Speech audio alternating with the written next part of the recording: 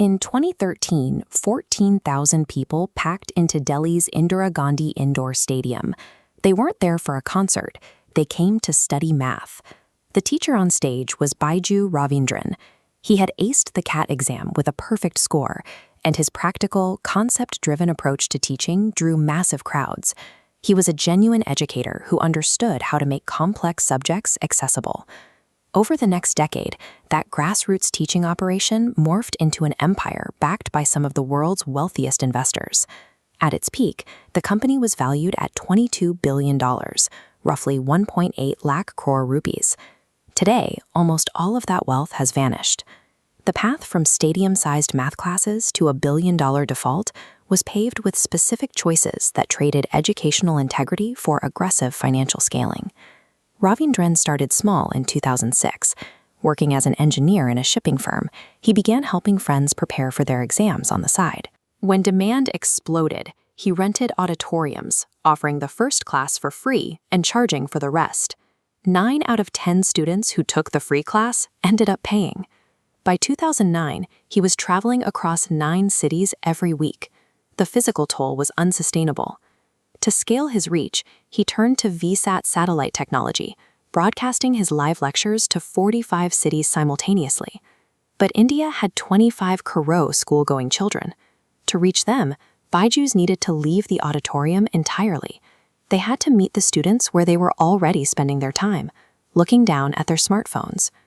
Ravindran had a proven teaching method and an expanding audience, but pushing an educational app to hundreds of millions of users required a level of capital far beyond what a satellite broadcast network could generate. When the Byjus Learning app launched in 2015, it was designed to compete directly with entertainment. The company hired 3D designers, motion graphics artists, and professional musicians to make their lessons as engaging as video games. The product worked, and the capital followed. Sequoia invested $25 million in 2015. The next year, Mark Zuckerberg's organization put in $50 million, signaling massive institutional confidence in the model. Then the national lockdowns of 2020 forced every school in the country to close its doors. Online education became the only option. In a matter of weeks, Byjus app usage spiked by 60%. This chart maps out venture capital investment in Indian edtech over 3 years. Total funding jumped from roughly $400 million in 2019 to over $4 billion by 2021, and nearly half of all that money went directly into Byjus. By March 2022, the company held a $22 billion valuation, yet the influx of cash had quietly shifted their core objective. The goal was no longer building a better curriculum, it was maintaining an aggressive growth curve at any cost. To keep that valuation climbing, Byjus stopped relying solely on their own app. They began buying up other companies, funding the shopping spree by taking on a massive $1.2 billion loan. They acquired coding platform White Hat Jr. for $300 million. They bought US-based reading app Epic for $500 million. And in their biggest move, they purchased the Akash Institute for $1 billion. Akash was a 33-year-old network of physical coaching centers. A digital-first startup taking on billions in debt to buy brick-and-mortar classrooms revealed a desperate need to acquire existing revenue streams, rather than organically creating their own. These purchases were predicated on a single assumption, that the surge in digital adoption was permanent. When lockdowns ended, that assumption collapsed. As schools reopened, parents noticed their children were struggling to stay focused on screens, often drifting to social media or YouTube. Craving accountability, families immediately sent their kids back to traditional, in-person classrooms. In response, Byjus scrambled to open 500 offline tuition centers of their own, effectively abandoning the digital model they had spent billions trying to perfect. To survive the drop in online engagement, management squeezed their sales force. Employees were subjected 14-hour shifts, denied lunch breaks until they hit strict quotas, and threatened with immediate termination if they missed 50% of their weekly targets. Sales representatives resorted to aggressive psychological tactics. They would ask children advanced questions they knew the kids couldn't answer, then pivot to the parents, suggesting that without a Byjus subscription, their child's future was at risk. Once the parents felt suitably guilty, they were pushed into signing loan agreements. Despite employing tactics that actively distressed their own customers to close deals, the company was hemorrhaging cash, losing roughly 12.5 crore rupees every single day.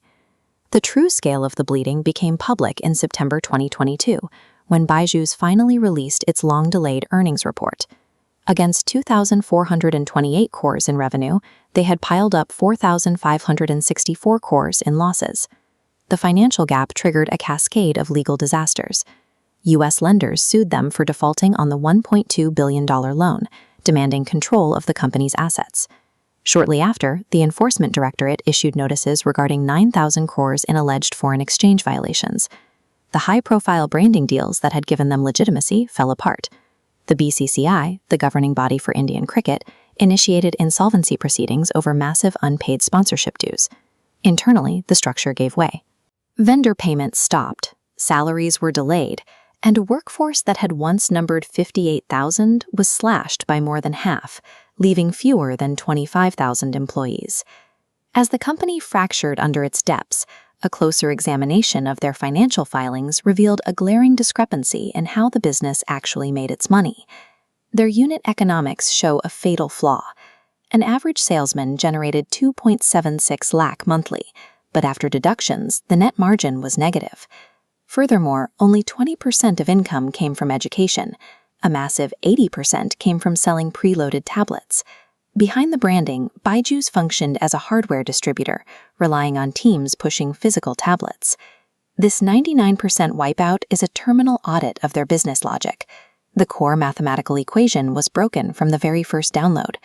The Byjus timeline proves that scaling up an unprofitable model only accelerates its destruction.